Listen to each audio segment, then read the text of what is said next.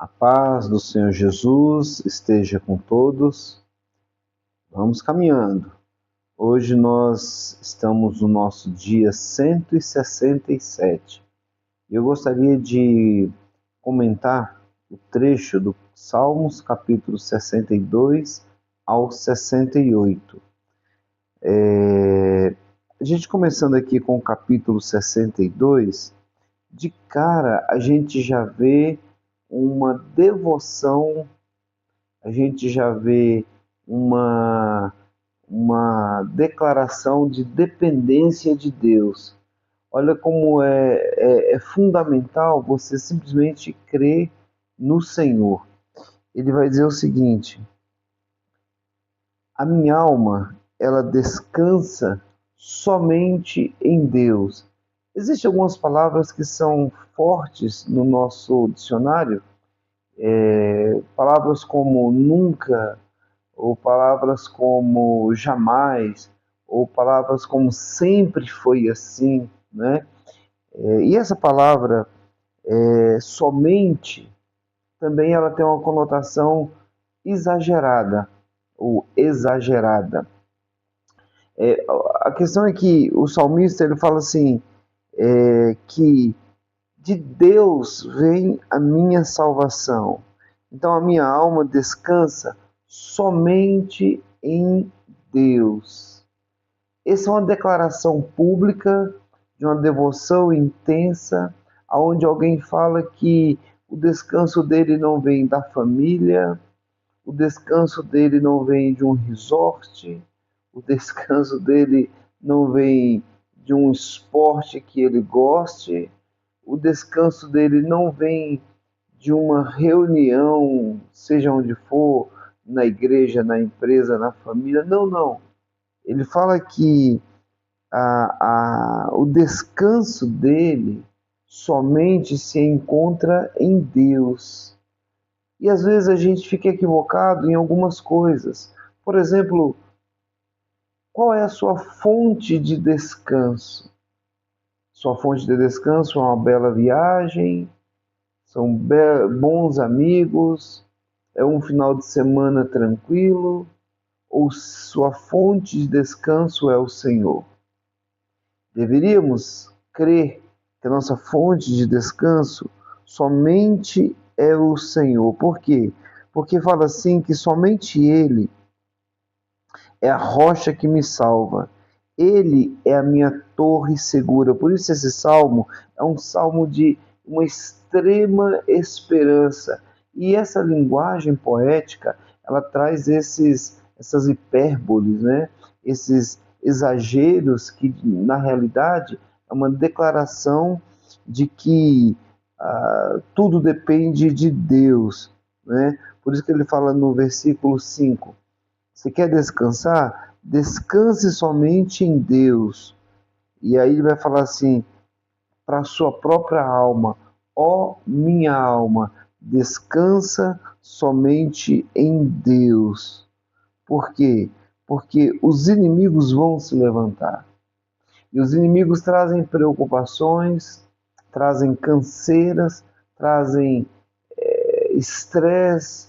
E se nós não declararmos que o nosso descanso é somente em Deus, a gente vai viver uma vida estressada. Capítulo 63, ele vai novamente dizer que ele está passando por um deserto. Aliás, o capítulo 63, literalmente, ele escreve em um deserto. Então, olha a contradição não. Olha a prova daquilo que a gente declara. Porque o que é um deserto para você? Davi aqui está escrevendo esse Salmo 63 em um deserto. O deserto é um lugar árido, com pouca esperança, com pouca paz e com muito medo. E eu acho interessante que ele vai dizer assim, olha, eu te busco intensamente. Todo o meu ser anseia por ti, numa terra seca, exausta e sem água. Isso são características do deserto. Uma pergunta que eu quero fazer para você: por que Deus permite que a gente passe por deserto? Sabe por quê? Você passa por deserto momentos áridos da sua vida, eu passo por momentos áridos da minha vida, porque é uma forma que Deus acha da gente buscá-lo. Porque na maioria das vezes, na abundância de tudo, a gente não busca o Senhor, a gente confia no dinheiro, confia nos talentos, confia em outras coisas.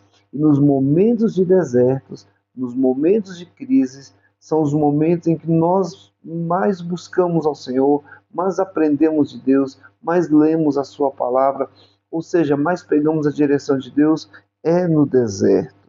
Por isso que ele vai dizer que a alma ela só vai ficar satisfeita quando tiver um banquete. E esse banquete é o banquete no Senhor. Porque a minha alma apega-se a ti, a tua mão direita me sustenta. Aqueles, porém, que querem matar-me serão destruídos. Ele demonstra que, mesmo diante dos inimigos, ele tem paz, porque a vingança vem do Senhor. Que coisa especial! E mais, ele vai falar também sobre o medo, né? Que o inimigo ele vai se levantar e é um inimigo, ele fica ameaçando, né? Ele fica gerando medo, ele fica gerando preocupações. E quais são os nossos inimigos hoje? São seres espirituais da maldade. A Bíblia fala que Satanás é o inimigo das nossas almas. Por isso, que na oração do Pai Nosso, Jesus vai nos ensinar a orar da seguinte forma: não nos deixe cair em tentação. A tentação ela não vem de Deus. A provação sim vem de Deus, mas a tentação ela vem do inimigo. E quando o inimigo me tentar, eu peço ao Senhor que eu não caia na tentação, porque a tentação virá. E aí a gente precisa ter esse entendimento que Deus está no controle de todas as coisas. E no final de tudo, todo joelho se dobrará diante do Senhor. Né? E aí vai dizer o seguinte, vai continuar dizendo aqui no 65, que quando os nossos pecados pesavam sobre nós, o Senhor mesmo fez a propiciação, ou seja, liberou o perdão das nossas transgressões. Como são felizes ou bem-aventurados aqueles que escolhem ao Senhor, aqueles que escolhem e trazes a ti para viverem nos seus átrios, transbordando de bênção a tua casa. Então preste atenção numa chave especial. Você quer ser perdoado, você precisa se arrepender. Você quer ser perdoado, você precisa buscar ao Senhor.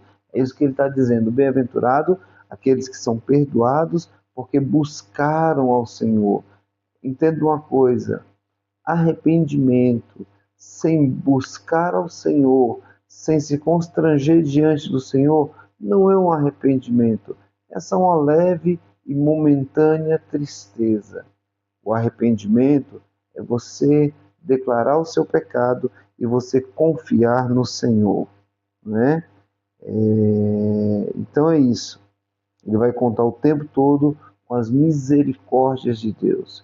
Quero te desafiar a fazer essa oração sincera diante de Deus, pedindo perdão pelos seus pecados, confessando os seus pecados, não colocando culpa em terceiro e confiando totalmente no Senhor. É assim que a gente tem que fazer, é assim que o salmista fazia. Tá bom? Que Deus te abençoe e tenha uma excelente leitura.